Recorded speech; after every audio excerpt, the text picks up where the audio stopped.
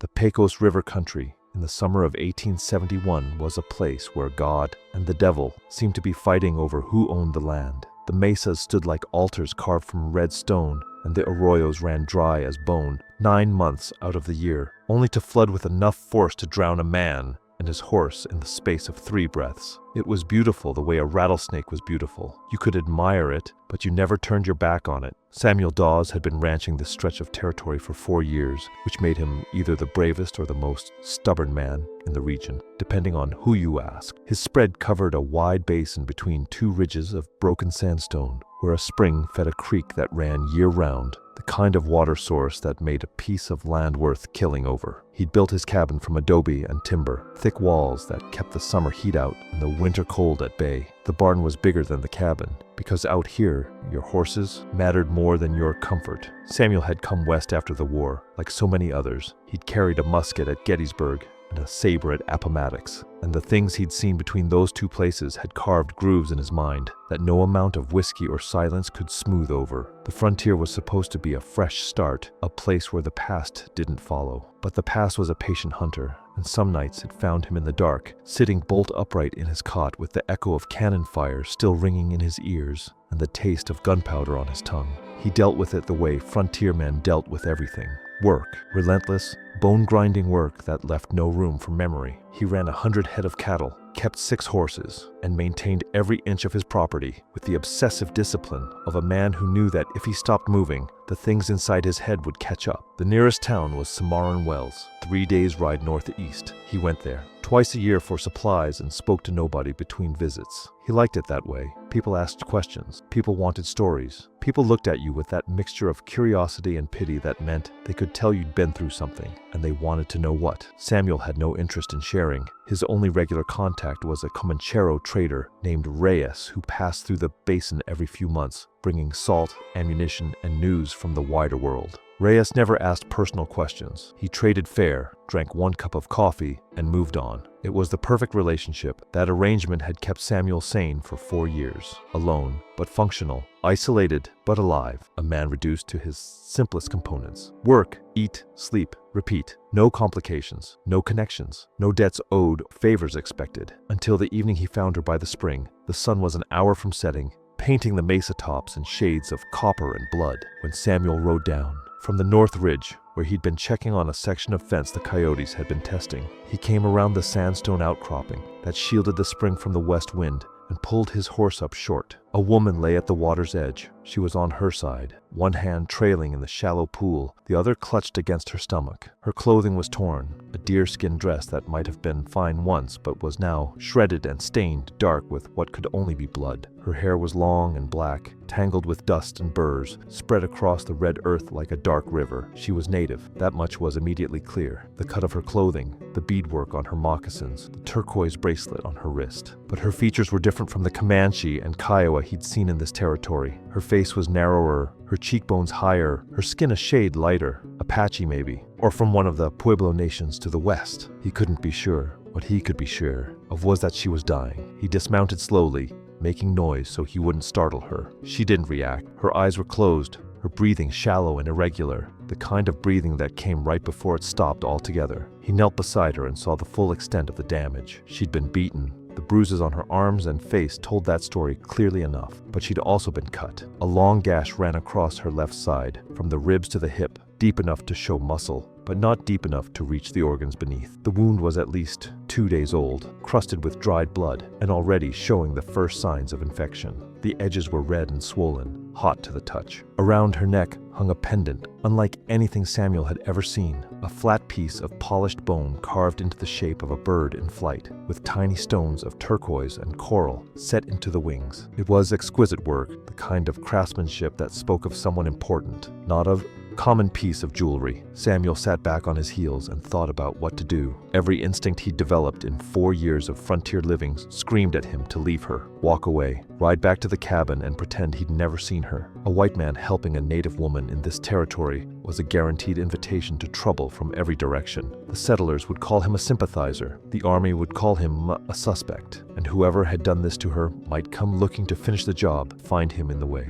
But Samuel looked at the woman's face, at the blood, at the way her fingers curled in the water, as if she'd been trying to drink and hadn't had the strength to lift her hand to her mouth. And he thought about all the times during the war when he'd seen wounded men left in the mud between the lines, crying for water, while both sides argued about whether it was safe to go get them. He'd gone, once, crawled out under fire to drag a wounded Confederate boy back to the Union lines. The boy had died anyway, but he died with water on his lips and someone holding his hand. That had mattered, not to the war, not to the generals or the politicians, but to that boy. In that moment, it had mattered. Samuel picked her up. She was light, dangerously light, the body of someone who hadn't eaten properly in weeks, not just days. She moaned when he lifted her, a sound so faint it barely registered above the evening wind. He carried her to his horse, mounted with difficulty, and rode to the cabin. Inside, he laid her on the cot and went to work. He'd treated enough wounds during the war to know what needed doing. First, clean the gash, boiled water, clean cloth, and patience. The infection had started but hadn't gone deep yet. He could still fight it if he acted fast. He heated water on the stove and cleaned the wound with strips of boiled cotton, working slowly, carefully, removing the dried blood and the debris that had gotten into the cut. She cried out. Once, a sharp sound that cut through the cabin like a blade, but she didn't wake. That worried him. Consciousness was a good sign. Staying unconscious through pain was not. He applied a poultice of sage and yarrow, herbs he'd learned to use from Reyes, who'd learned them from the Comancheros, who'd learned them from the tribes themselves. The frontier was like that. Knowledge flowed in every direction, across every boundary, no matter how hard men tried to keep it contained. He stitched the wound closed with a needle and thread, 12 careful sutures that would have made any field surgeon proud, and bound it with clean cloth. Then he turned his attention to the rest of her injuries. The bruises he couldn't do much about. Time would heal those, but the dehydration and starvation were immediate threats. He heated broth, beef stock from a pot he kept on the stove, and fed it to her slowly, tilting her head and letting the warm liquid trickle past her lips. She swallowed reflexively, her throat working, her body accepting the nourishment, even while her mind was elsewhere. He gave her water the same way, small sips, frequent, enough to begin reversing the damage without overwhelming a stomach that had been empty too long. Through the night, Samuel sat by the cot and watched her breathe. He fed the fire. He changed the dressing on her wound once when the first cloth soaked through. He talked to her in a low voice, not because he thought she could hear him, but because the silence of the cabin had become oppressive, heavy with the weight of what he was doing and what it might cost him. She woke at dawn, her eyes opened with the sudden alertness of a wild thing, wide and dark, and filled with a terror that went beyond the physical. She saw Samuel and her body went rigid. Her hand shot to her waist, reaching for a weapon that wasn't there. Finding nothing, she pressed herself against the wall behind the cot, making herself small, defensive, her eyes darting to every corner of the cabin, calculating escape routes with the desperate efficiency of someone who'd been hunted. Samuel raised both hands, empty, open, the universal gesture of no threat. He spoke softly, easy. You're safe. Nobody's going to hurt you here. She didn't understand the words, but the tone seemed to register. Her breathing slowed fractionally. Her eyes stopped darting and fixed on him, studying his face with an intensity that made him feel like he was being read, like she could see past his skin and into the machinery that ran beneath it. Samuel pointed to the bandage on her side, then to the bowl of broth on the table, then to himself. I helped you. Food, water. You're safe. She looked at the bandage, touched it carefully with her fingertips, feeling the stitches through the cloth. Then she looked at him again, and something shifted in her expression. Not trust, not yet, but something adjacent to it. An acknowledgement that whatever this man's intentions were, he'd already had every opportunity to harm her and hadn't taken it. She spoke, a single word, in a language Samuel didn't recognize. Not Comanche, not Kiowa, not the fragments of Apache he'd picked up from Reyes. Something else entirely, musical and unfamiliar. She tried again, this time in broken Spanish. Agua? Samuel brought water. She drank deeply, 3 long pulls that drained the cup, then held it out for more. He refilled it twice before she was satisfied. Then she said another word in Spanish. Comida. He brought broth. She ate with the controlled desperation of someone who'd learned that food couldn't be taken for granted. Each swallow was deliberate, savored, as if she was memorizing the taste against future hunger. When she'd eaten, she looked at him with those dark, measuring eyes and spoke again in her own language. A longer phrase this time, with a cadence that sounded like a question. "I don't understand," Samuel said, "but you're welcome to stay until you're healed." Over the next 5 days, communication developed in fragments. Her Spanish was limited, and Samuel's was worse. But between the two of them, with generous use of gestures and patience, a picture began to emerge. Her name was Nasha. She was not Comanche, not Apache, not Kiowa, not Pueblo. She was Diné, Navajo, from the lands far to the west, beyond the mountains. She had been traveling with a small group, women and children mostly, moving east to trade with the Comanche bands who still roamed the Llano Estacado. They'd been ambushed by a rival band, a group of raiders from a tribe she described with gestures of contempt and fear. They'd killed the men who were guarding the group, scattered the women, taken the children. Nasha had fought. The wound on her side was testament to that. She'd killed one of the raiders with his own knife before escaping into the desert. She'd been running, walking, crawling for 6 days before reaching Samuel's spring. 6 days, across the most brutal desert in the territory, with a wound that would have killed most people in 2. Samuel looked at her with new eyes after hearing that. She wasn't just a survivor. She was something harder, something forged in conditions that would have broken a lesser person entirely. But there was something she wasn't telling him. He could see it in the way she touched the pendant at her neck, the bone bird with its turquoise and coral wings. She touched it constantly, a gesture that was part comfort, part reminder, as if the pendant connected her to something she was afraid of losing. On the 6th day, she told him. "Nasha," she said, touching her chest. Then she pointed to the pendant. "Azza nadlehe." She struggled with the Spanish words. "Mi madre, jefa, leader." She gestured broadly, encompassing the horizon. "Muchas personas, muchos guerreros." Samuel felt the ground shift beneath him. Her mother was a chief, a leader. The pendant wasn't just jewelry. It was a mark of lineage, of rank, of belonging to a ruling family. He'd rescued a princess. The implications settled on him like a physical weight. If her people were looking for her, and they would follow her trail eventually. And when they found her in a white man's cabin, their reaction would depend entirely on the state they found her in. If she was healed, fed, and safe, that was one kind of situation. If she was injured, mistreated, or dead, that was another kind entirely. And Samuel was painfully aware that in the calculus of frontier violence, the distinction between those two scenarios was thinner than a razor's edge. "How many warriors?" he asked, using the Spanish he'd cobbled together from Reyes. "Tu madre, cuantos guerreros?" Nasha held up 4 fingers. Then she closed her fist and opened it again. 400. Samuel stared at her. 400 warriors. 400 Navajo fighters. Out there somewhere, looking for the daughter of their leader. And here she was, in his cabin, wearing his spare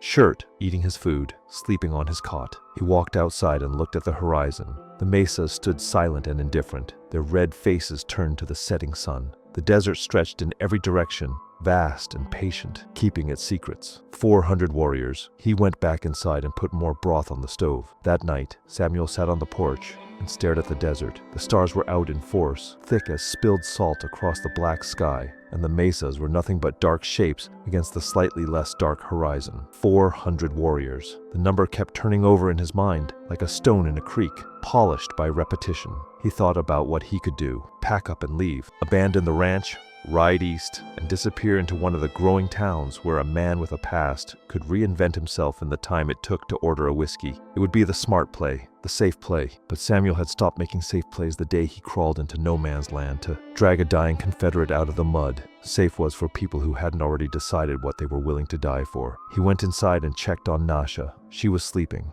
her breathing steady, her face relaxed for the first time since he'd found her. In sleep, the warrior vanished, and what remained was simply a young woman who'd been through hell and found, against all probability, a place where she could stop running long enough to rest. Samuel banked the fire and sat in his chair by the window. He didn't sleep. He watched the desert and waited for whatever was coming. 3 days passed without incident, then 4, then 5. The desert gave no sign that an army was searching it, but Samuel knew better than to trust the silence. The Navajo had survived centuries of conflict, not by being loud, but by being invisible. They could be out there right now, watching his ranch from a dozen different vantage points, and he'd never know until they wanted him to know. He threw himself into the routine. Work was the only medicine that still worked. He mended the south fence, moved the cattle to fresh grazing by the creek, reshod 2 of the horses, and patched a section of the barn roof where winter winds had loosened the timber. Physical labor that left his muscles burning and his mind too occupied to dwell on what-ifs. But even as he worked, he was aware of Nasha watching him from the porch. She'd taken to sitting there for hours, wrapped in one of his blankets, her dark eyes tracking his movements across the property with that same intense, evaluative gaze. She was studying him, he realized, reading him the way a tracker reads a trail, looking for signs that would tell her what kind of man he really was beneath the surface. It should have bothered him, being watched, being judged, but somehow it didn't. Maybe because her watching was honest. She wasn't pretending to be friendly while looking for an advantage. She was openly, transparently trying to understand him. And after 4 years of total isolation, there was something almost comforting about being seen by another human being, even if that human being was deciding whether he could be trusted not to get her killed. On the 7th day, Nasha was strong enough to walk to the spring on her own. Samuel watched her go, not following, giving her the space she clearly wanted. She sat by the water for an hour, looking west, her hand on the bone bird pendant. When she came back, her eyes were wet, but her jaw was set. Whatever she'd been processing, she'd reached some kind of conclusion. That evening, something shifted between them. She began to talk more freely, mixing Navajo with her improving Spanish, filling in the gaps with gestures and expressions. She told him about her people, the long walk, years ago, when the army had forced the entire Navajo nation to march hundreds of miles to a prison camp at Bosque Redondo. The years of suffering there, the eventual return to their homeland, diminished but unbroken, the slow, painful process of rebuilding what had been destroyed. She told him about her mother, changing woman, named for the deity who represented the cycle of seasons and the renewal of life, a leader who had risen to power not through violence, but through wisdom, negotiation, and an iron will that could bend entire nations to her purpose. A woman who had kept her people alive through the worst years of their history and was now leading them into an uncertain future with the same relentless determination. And she told him about herself, the eldest daughter of a chief, raised to lead, trained to fight, educated in the traditions and strategies of her people. She was not simply a woman who'd been attacked and rescued. She was a diplomat, sent east to establish trade connections that would strengthen her people's position in a changing world. The attack hadn't just threatened her life. It had threatened a carefully planned political initiative that had taken months to arrange. Samuel listened to all of this and felt the scope of his situation expand. He hadn't just rescued a stranger, he'd intervened in something much larger, a web of tribal politics and territorial strategy that stretched across hundreds of miles and involved thousands of people. His simple act of mercy had ripples he couldn't begin to trace. "Your mother," he said carefully, "she'll want to know everything that happened, not just to you, to the group, the children who were taken, the raiders who attacked. Yes, she will hunt them. She will bring the children home. This I know. And what about me? A white man with her daughter in his cabin. That's not a simple situation." Nasha looked at him with those dark eyes. "No, it is not simple. But my mother is not a simple woman. She judges by actions, not by the color of skin. You helped me when you had every reason not to. She will see that. Will she? Because from where I'm standing, 400 warriors could also see it differently. They could." Nasha's voice was calm, almost clinical. "If you had harmed me, if you had demanded payment, if you had tried to contact the soldiers, any of those things, and you would already be dead. My mother's scouts would have killed you days ago." Samuel felt a cold finger trace down his spine. "Scouts? She already has scouts watching me? Since the second day after you found me?" Nasha's expression was almost apologetic. "My mother does not leave anything to chance. When I did not arrive at the meeting point, she sent riders to find me. They tracked me to your spring, then to your cabin. They have been watching ever since. And what have they reported? That you work hard, that you treat your animals well, that you care for me without conditions, that you have not sent any signal to the soldiers at the fort." She paused. "And that you talk to your horses when you think no one is listening. They found this amusing." Despite everything, Samuel almost smiled. "So I've been auditioning for 400 warriors without knowing it." "Yes, and so far you are passing." Over the following days, Samuel focused on healing Nasha as quickly as possible. Not out of fear, though fear was certainly part of it, but because it was the right thing to do. She needed to be well enough to travel when her people came, strong enough to stand on her own feet and tell them, in her own words, what had happened. The wound healed faster than he'd expected. By the 8th day, the infection was gone, the stitches holding clean and tight. She was eating solid food, walking around the cabin without help, and spending hours sitting on the porch, watching the desert with those dark, unreadable eyes. She was also watching him. Samuel went about his routine with the same discipline he always maintained. Horses, cattle, fences, water. The rhythms of a ranch that didn't care about political complications or the possibility of 400 warriors descending on it. Animals needed feeding. Fences needed mending. The work didn't stop because the world was complicated. Nasha observed all of it. How he treated his horses, with firm gentleness and low words. How he moved among his cattle, knowing each one by sight. how he repaired a fence post that had loosened in the summer heat, working patiently until it was right, not just good enough. On the 9th evening, she spoke more than she had before. Her Spanish was improving daily, fed by necessity and what Samuel suspected was a formidable intelligence. "You live alone," she said. It wasn't a question. "I do." "Why?" "This land is dangerous for one man, dangerous for groups too. Just different kinds of danger." She considered this. "My people say a man alone is half a man. The other half lives in his tribe. Maybe that's true, but some men don't fit in any tribe." "Why?" Samuel was quiet for a while. The fire crackled. Outside, a coyote called from the ridge, and another answered from the arroyo. "Because I've done things that make it hard to look other people in the eye. Out here, the only eyes watching me belong to horses and cattle. They don't judge." Nasha studied him. "You carry shame. I see it. It sits on your shoulders like a weight." "I suppose it does. My people have a word for men like you, those who have seen too much blood and cannot wash it from their eyes. We do not think less of them. We think they need healing. Some things don't heal.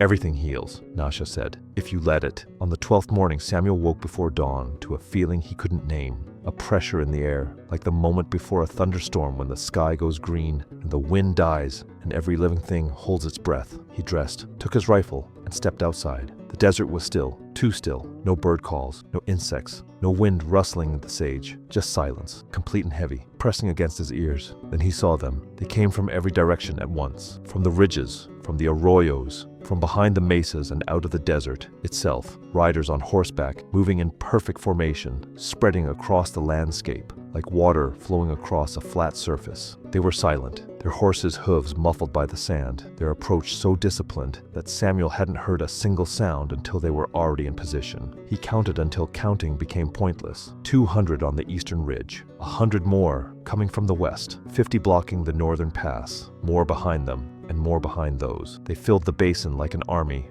which is exactly what they were. 400 warriors, maybe more. Nasha hadn't exaggerated. They were different from the Comanche Samuel had seen in this territory. Their clothing was different, their horses different, their bearing different. These were Navajo, long riders from the western lands, warriors who'd fought the Spanish, the Mexicans, and the Americans in turn, and survived them. All. Their faces were painted, their weapons gleamed, and their formation spoke of a military discipline that Samuel, a veteran of the most organized army in the Western Hemisphere, found genuinely impressive. He stood in his yard with his rifle at his side, pointed at the ground. No threat, no challenge, just a man standing in the open, acknowledging the reality of his situation. The door behind him opened. Nasha stepped out onto the porch. She was wearing her own clothing, mended and cleaned, with the bone bird pendant displayed prominently on her chest. She stood straight, her wound hidden, her bearing transformed from injured refugee to something else entirely, something regal. She looked at the warriors and spoke a single word,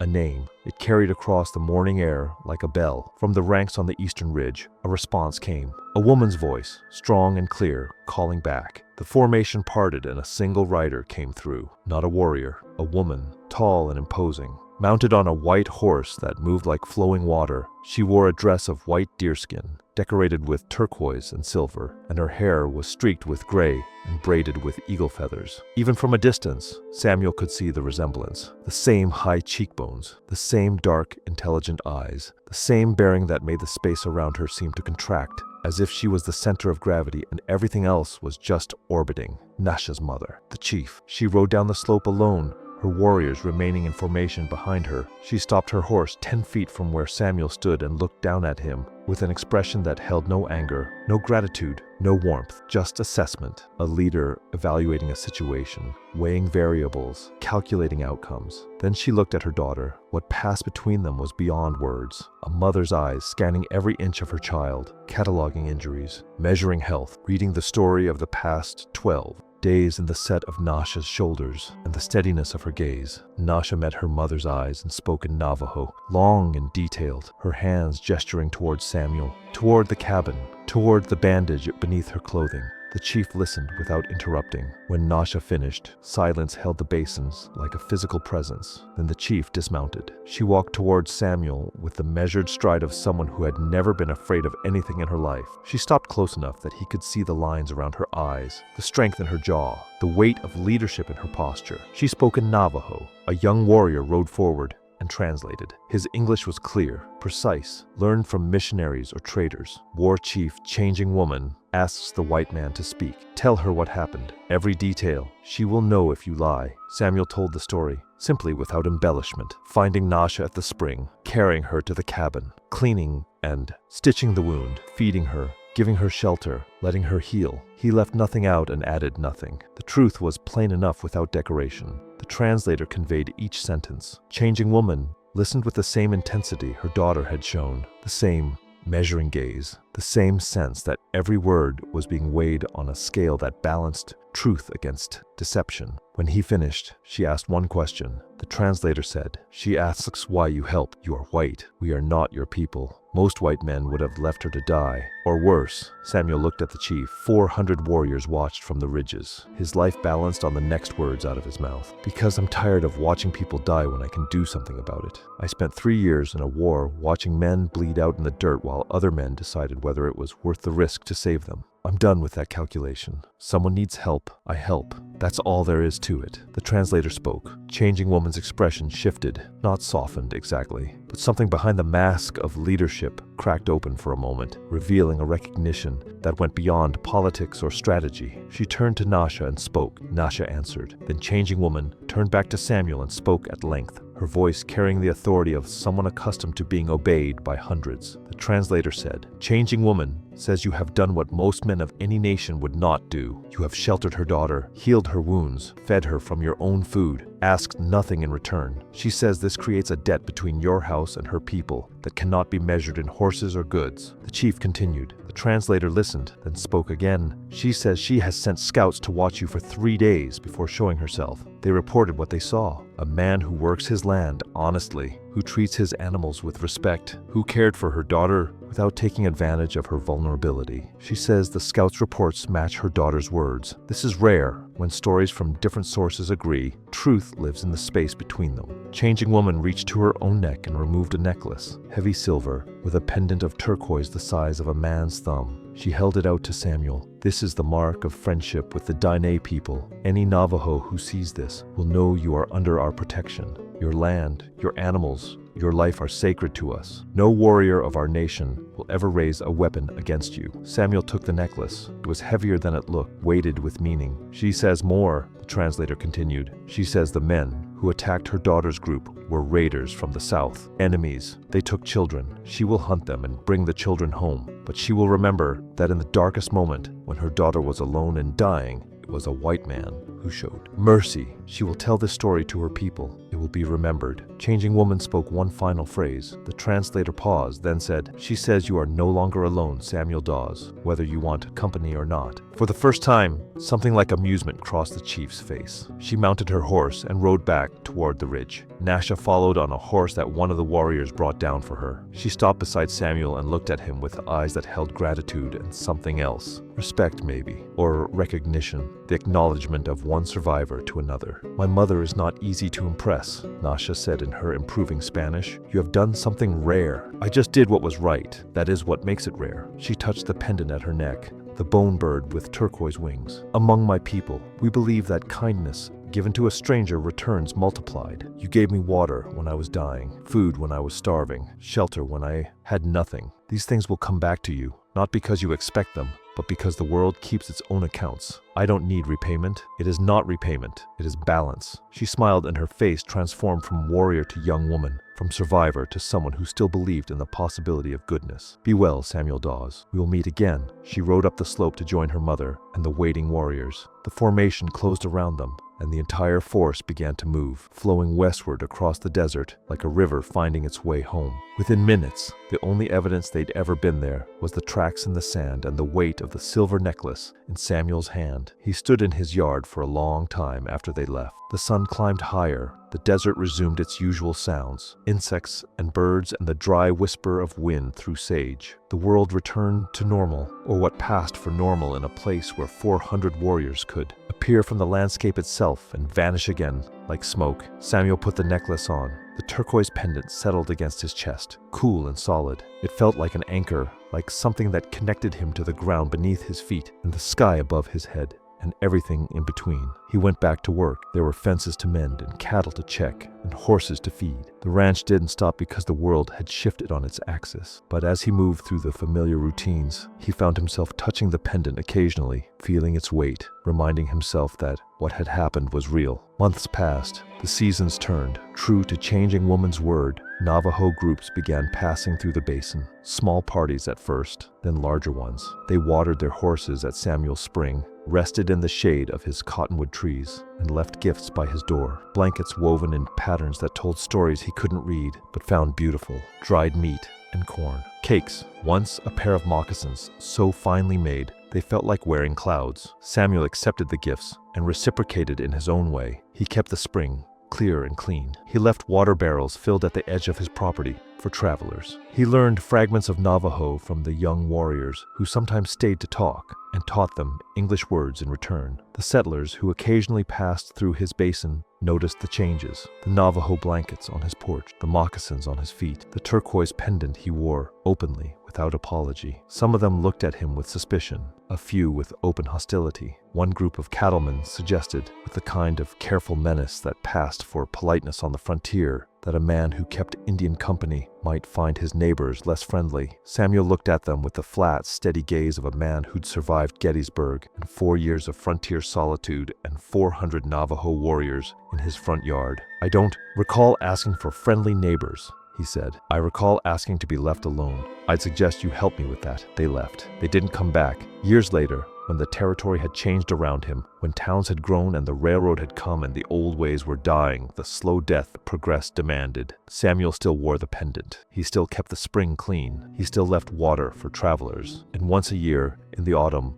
when the mesas turned gold and the desert cooled enough to be almost pleasant, a group of Navajo riders would appear on the eastern ridge. They'd come down to the spring, water their horses, and make camp for a night. Among them, always, was a woman with a slight scar on her left side and a bone bird pendant at her neck. Nasha would sit on Samuel's porch and drink coffee and tell him stories of her people, the children who'd been rescued from the raiders, the new territory her mother had secured for the band, the changes coming to the Dine world, some good, most difficult, all inevitable, and Samuel would listen and add wood to the fire and feel the weight of the turquoise pendant on his chest. A reminder that in a world determined to divide people into enemies and allies, there was always a third option. You could simply choose to help, not for reward, not for protection, not for politics or strategy or any of the 1,000 calculations that men used to justify their cruelty or their cowardice. Just because someone was suffering and you could do something about it. And that was enough reason. The desert kept its own accounts. The world balanced itself in ways that no ledger could record. And sometimes the simplest act of mercy opened doors that all the armies in the world couldn't batter down. Samuel Dawes lived and died on that ranch. They found the turquoise pendant on his chest when they buried him, and nobody knew where it had come from or what it meant. But the spring still ran clear. The water barrels were still full, and if you stood on the eastern ridge at sunset and listened carefully, you could almost hear the echo of hoofbeats in the distance, 400 strong, coming home. The legacy of that meeting outlasted the men and women who made it. Long after Samuel Dawes was buried on the ridge overlooking his spring, long after the frontier closed and the territory became a state, and the old ways were confined to reservations and memory, the story survived. Navajo elders told it around winter fires, a white rancher who'd carried a dying woman from a desert spring and asked for nothing but the chance to help. A chief who judged a man not by his nation, but by his nature. A bond forged from water and mercy that neither time nor distance could dissolve. Some stories are like that. They outlive the people who live them. They travel further than any horse can carry a rider, last longer than any building can stand against the wind. They become part of the land itself, woven into the dust and the stone and the light that falls across the mesas at sunset. This was one of those stories, not because it was grand or dramatic or world-changing, but because it was true. Because somewhere in the vast, violent, beautiful chaos of the American frontier, two people from different worlds had found a common language. Not English, not Navajo, not Spanish. The language of mercy, the oldest tongue there is. If you enjoyed this story, click the video on your screen now to watch another unforgettable tale from the frontier, where courage and choices shape destinies in unexpected ways. Don't forget to subscribe and consider leaving a super chat to help us keep bringing you more stories like these. Your support means the world to us.